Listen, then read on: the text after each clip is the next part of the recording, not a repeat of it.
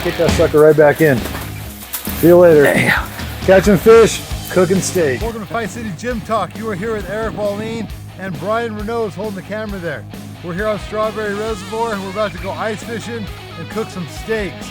But right now, before we do that, we gotta go for a rip on the Coleman with a chain.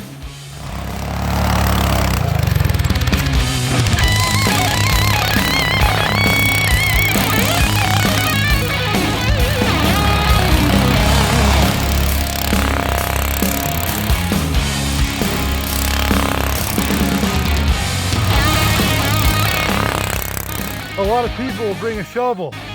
They'll push the snow out of the way with the shovel. Not when you got one of these. The Coleman BT200X will get the snow right out of the way. We'll put the tent right here where I clear the snow out. Here we go. Yeah, let's go.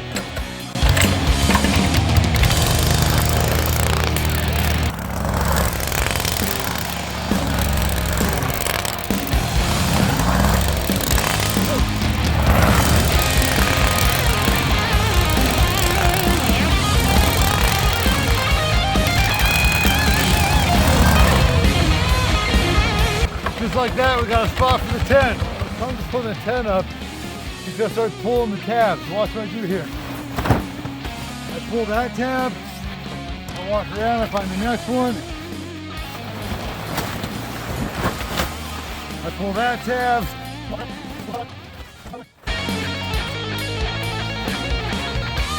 Check it out, that fast. The snow is clear, the tent is up. Nice.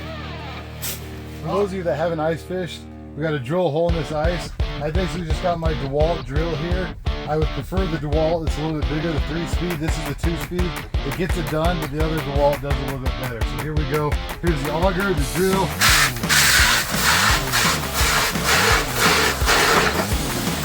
Ooh, Wow, that was quick.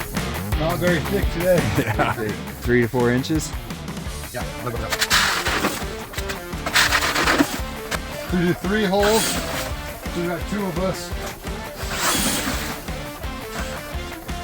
We'll fish out of that one, fish out of this one, and then we will put the fish finder in that center one.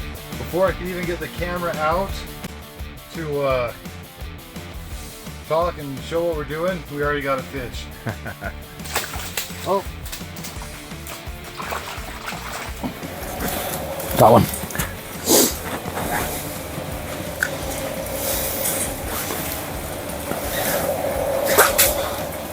Just like that. Yeah.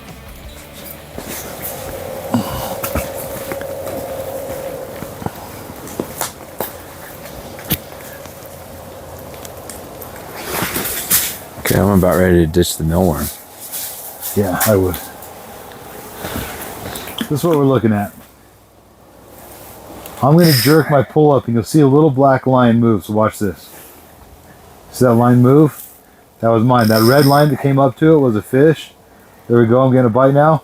And, oh. See if I can do it again. So that black line that's moving in the middle, I don't know if you can see it, but that's mine.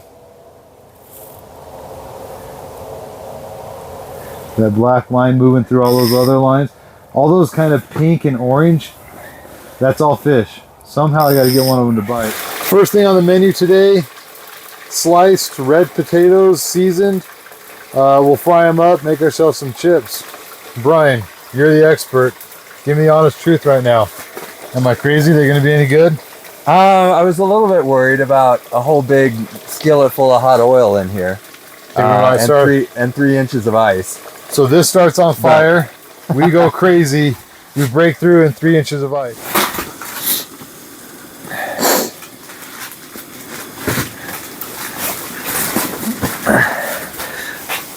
Here we go.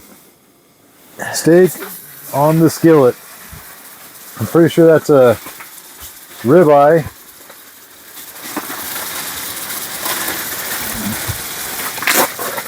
And here's a New York, I forget the name. What's the name, Brian? Is that a New York strip? New York strip, yep. You want to just do the 2 of them and we'll split them? Yeah. So how'd you get turned on to meat, Eric? Cooking meat suddenly? Basically, I had to ask myself, I want to diet, I want to be healthy, but I also want to eat good food. So in my mind, I was like, well, what's healthy and what's good? Well, steak and vegetables is healthy and good, but it's got to be cooked right. So I was like, well, it's expensive though. But at the end of the day, what's more expensive? Junk food, diabetes, fast food, and obesity, or expensive steak and vegetables. Yeah. And I decided I think it's cheaper to just go with expensive steak and vegetables, personally. And it's really good. So I'm just going to keep eating my meat and vegetables. Plus, if you learn to do it well, it's way cheaper than going out. Right. Like, honestly, much more fun than going out too, actually. If you do it well. Each steak is cheaper than, say, like a combo meal at McDonald's. So it's like, I mean, you want French fries and soda pop, or you want a big steak? Because potatoes, like what we got cooked here, these don't cost anything. That's cheap. Yep. How'd you prep these? I took them out of the freezer, put a rub on them, and I stuck them in my refrigerator for a few days. Okay. Simple. Easy. It's coming along now. A little black, a little bit more char, and these suckers will be done. Fish on. Fish on over here. Cooking steaks, catching fish. There we go. Wow. Big old cutthroat. Oh. Touch it, Brian. Make it official. There we go.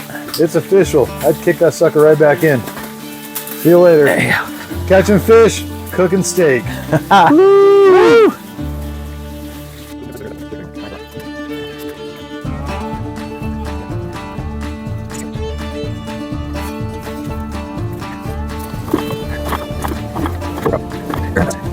You ready for this?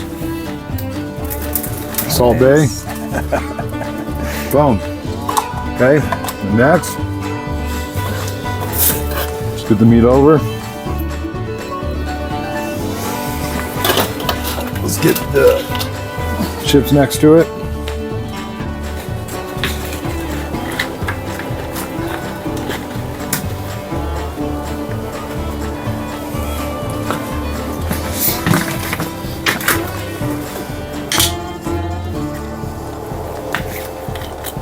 What you got?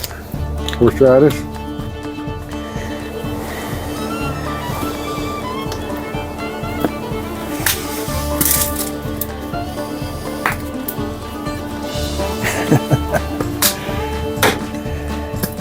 Boom. That's my meal. You grab a light.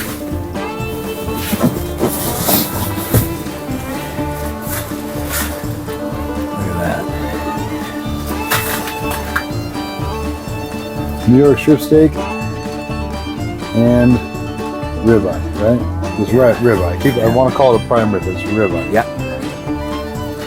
There we go. Steak and frites. Let's get a plate. Let's eat up, and then you can cook your meal. All right, Brian. So I gotta say, you've basically been my cooking mentor and inspiration. So Brian will do a family event, church party, whatever, and then give me the leftovers. It's always something delicious. Wings, brisket, ribs, and it's always knock your socks off delicious. Huh. So Brian being a little bit of my cooking mentor, I almost feel like Brian stepping into my jiu-jitsu class, asking me how he's doing in jiu-jitsu. I feel like Brian's now in my kitchen, and I'm saying, Brian, how am I doing in the kitchen? Yeah. Eric, this is fantastic. So this is a little bit of a contest, right? Yeah. We're going to see whose food is best at the end of the night. If you would have told me you were going to fry up some potatoes and fry some steak and get a really nice sear on that steak and get really good crispy potatoes, I would have said that's a losing strategy. I would have said there's no way you can do that. Right. Not sure of the heat source. Not sure how well that's going to go. Big pot of hot oil in a tent out on the middle of the lake. We almost died of carbon monoxide. We had to open up every window. Yeah, it's cold in here. But this is really good. The steak is Steak is tender. Don't even need a knife or anything. Just, you know, good with a fork. It's got a nice flavor on it. You've been marinating it for a while. It's got a good sear on the outside. It's kind of nice and pink and medium on the inside. The potatoes, shoot, you cook the potatoes in olive oil. I would have chosen canola or something. Actually, wasn't sure the olive oil was going to work, but it worked great.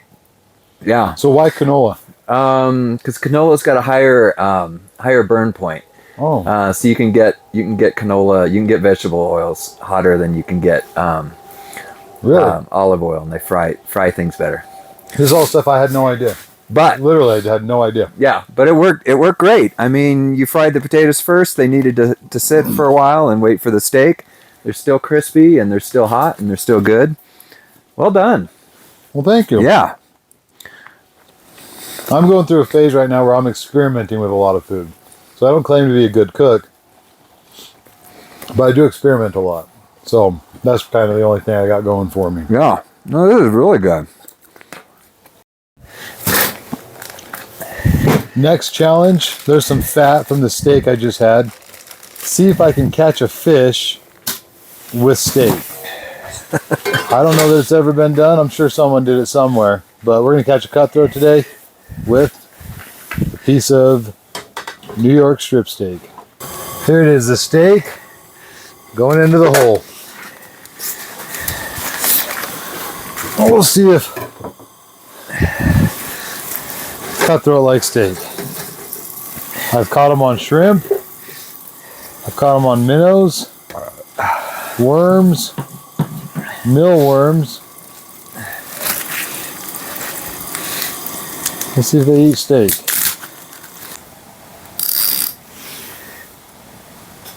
Got one. So Brian, you realize is this on the steak? You realize if you don't catch a fish with your meat, the fish are the judge. The fish are the judge. That's huge! Wow!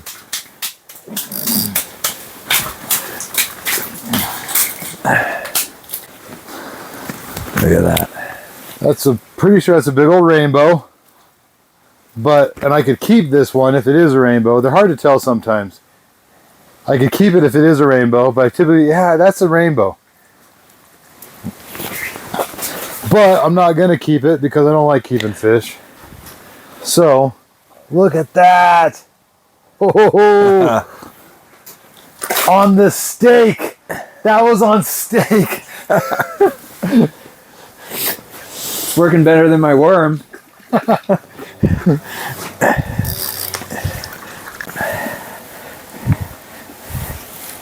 Got one. That's number 2.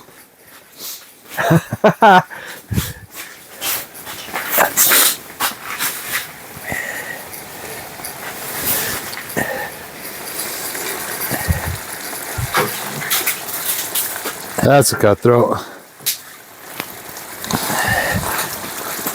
Fish number 4, but number 2 on the steak.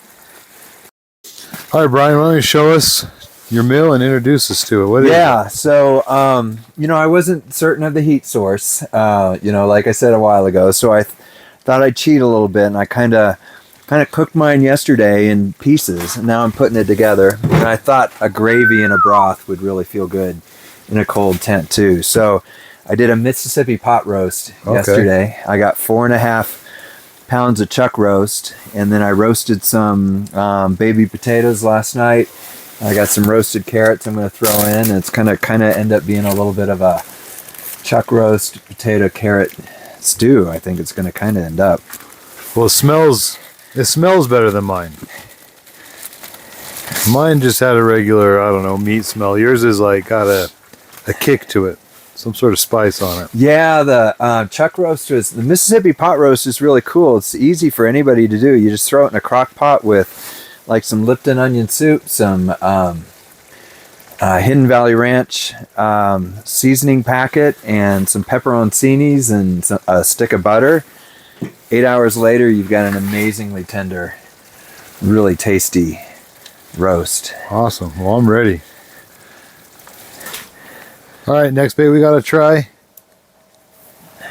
Brian's chuck roast. I'm a little worried about it. It's really tender. It's like fall apart. So I don't know if it's going to stay on my hook or not. But I'm not afraid to try, I promise. Man, Brian, this is just falling apart in my hand.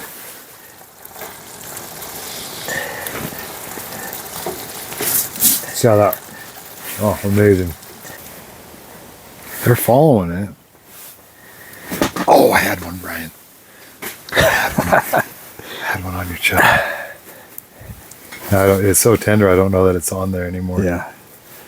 And here it is. Oh boy.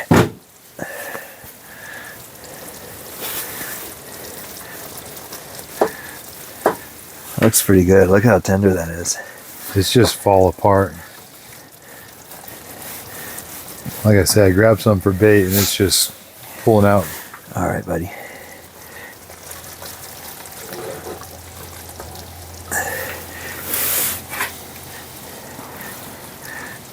A little bit more.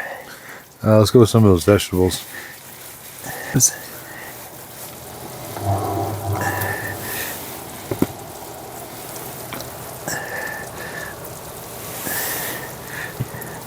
Some carrots? Yes.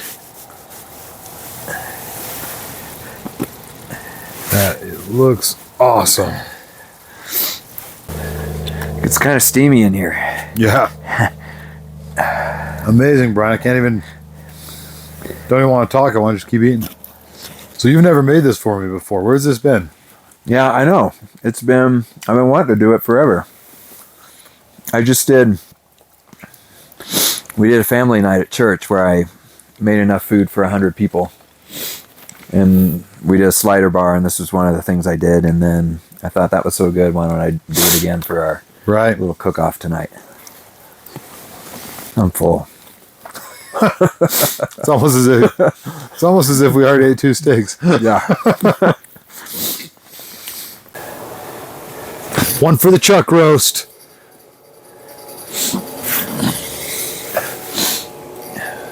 It was the light and letting it fall.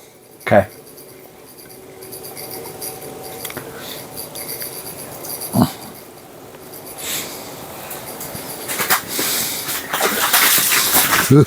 Oh boy! Oh. That was Is he gone? Yeah, that was a Yellowstone cut. Like that had that deep purple color. Wow. Oh, dang. That was not a regular cutthroat. That was really too bad I didn't get that fish. Am I recording? Yeah. Oh, I touched it though. So that's one for the chuck roast. Nice. Do you have one? Got there it. we go. Oh. Still on? Yeah. On.